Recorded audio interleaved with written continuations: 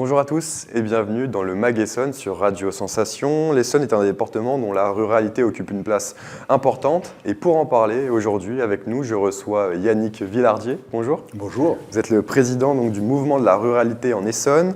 Alors, vous êtes également conseiller municipal du congrès Monceau. Dans le cadre de l'élection présidentielle, le mouvement de la ruralité a émis 30 propositions pour défendre la France rurale.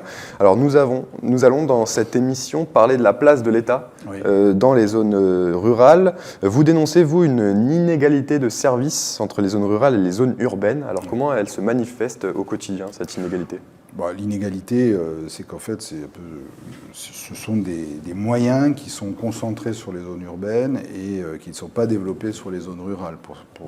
On investit plus dans les zones urbaines. Oui, c'est ça, voilà. Et on a plutôt tendance à pénaliser le monde rural en fermant des services, en développant une économie plutôt sur les zones urbaines, etc.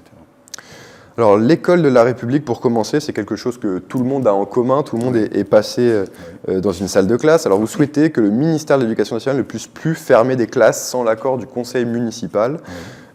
C'est quelque chose qui arrive régulièrement, de temps en temps ? Alors, c'est moins vrai en Île-de-France, parce que je pense que il y a un bassin de vie qui est beaucoup plus important. Un bassin démographique important. Voilà. Mais néanmoins, en zone rurale, en province, oui, ça arrive très très souvent, parce que c'est la facilité, en fait. On ferme une classe, et puis voilà, ça fait un prof en moins à payer, et puis moins de soucis, moins de charges, moins de frais. Et donc vous souhaitez que le conseil municipal puisse avoir un droit de veto là-dessus ? Un droit de veto, ou en tout cas un droit de discussion, et cas échéant, effectivement, un droit de veto, oui. Même si le conseil municipal a aussi sa part de discussion sur une ouverture de classe ou une fermeture de classe. Alors vous souhaitez, donc toujours à l'école, que les cantines offrent un choix de viande et de poisson chaque jour, donc oui. Pas de projet de menu de jour spécial végétarien. Donc. Ça ne collerait pas avec notre mouvement.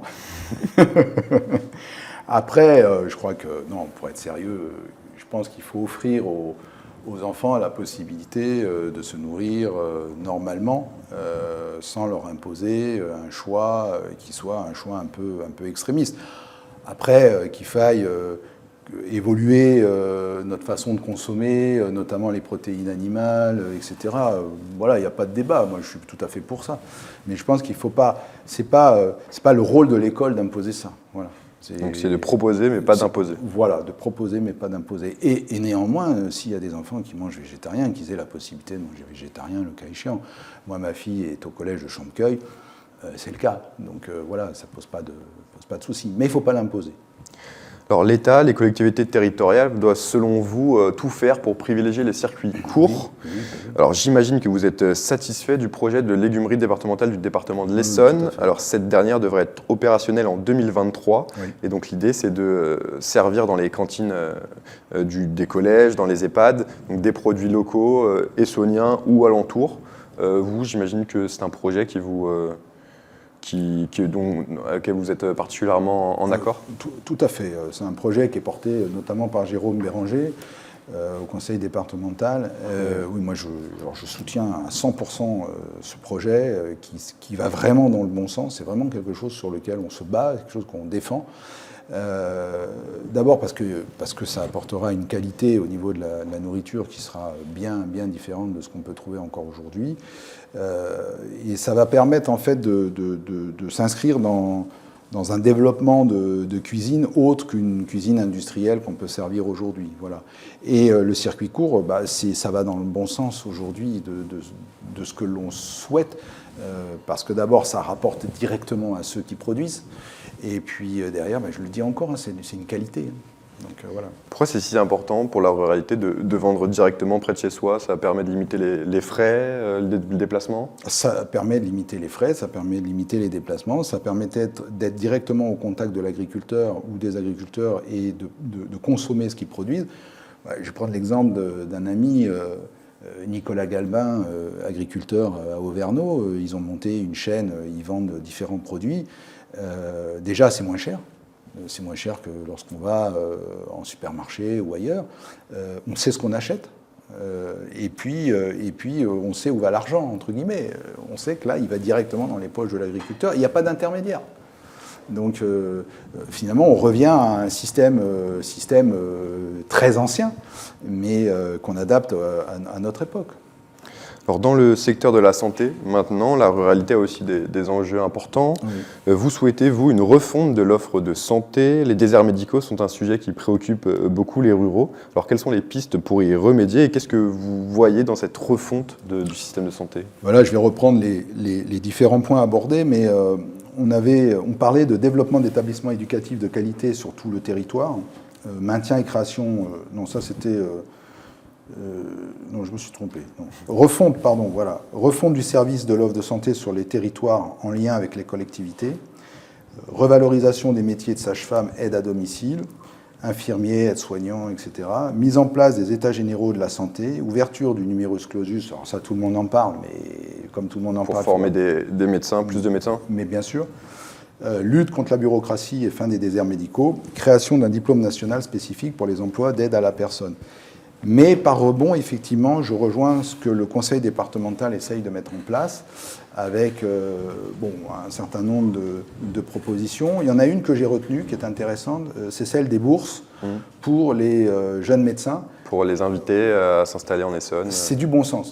Ça, c'est du bon sens et je pense qu'en actionnant ce genre de levier, on devrait arriver effectivement à retrouver...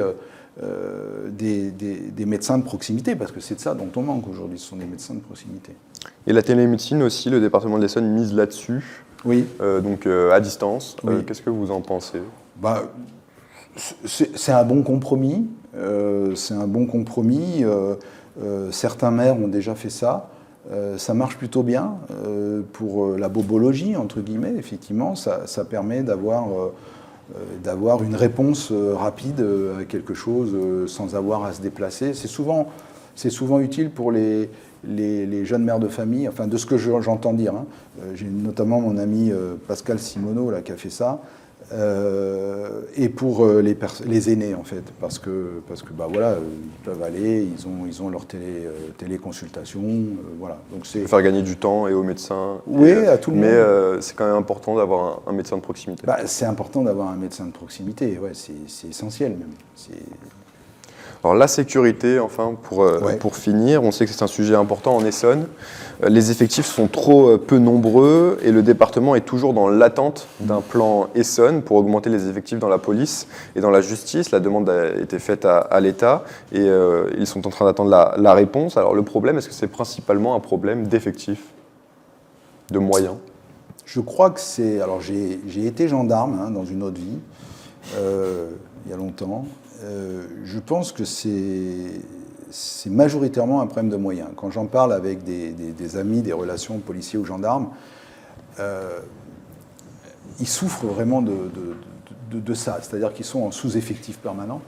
Il est quand même intolérable, inacceptable d'entendre qu'un gendarme fait des vacations de 24-48 heures ou un policier. Ils sont quand même confrontés à une violence, ils sont à la fatigue. Donc il y a vraiment un problème de moyens et ça fait trop longtemps, je crois, que l'État met son mouchoir là-dessus. Donc oui, je pense que c'est essentiellement un problème de moyens. Après, effectivement, il y a un problème avec la justice. Enfin, je veux dire, on met à la place d'un policier ou d'un gendarme qui arrête un délinquant et qui, le lendemain, est relâché, alors qu'il y a tout pour prouver ce qu'il a fait. Donc, il y a un dysfonctionnement, clairement, avec la justice. J'accuse pas les juges, ni quoi que ce soit, mais est-ce que c'est parce qu'il y a trop de dossiers et finalement, ils n'arrivent pas à tout faire? Je ne sais pas. Mais là aussi, c'est un sujet majeur en France sur lequel l'État doit absolument travailler et doit absolument apporter des réponses. Et pour finir, j'aimerais avoir votre avis sur la vidéoprotection. Elle peut être perçue comme un complément de sécurité. Vous y êtes favorable, vous? Pour quelles raisons?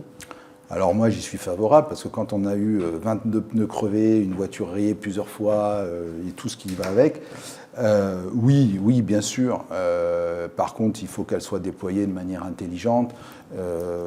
Globalement, c'est plutôt bien fait, mais la vidéosurveillance est un outil supplémentaire justement à la répression. Donc, Merci beaucoup Yannick Villard d'avoir été avec nous. Je rappelle que vous êtes le président du mouvement de la ruralité en Essonne et vous pouvez retrouver cette émission en podcast audio, vidéo sur notre site, notre application, notre chaîne YouTube Radio Sensation.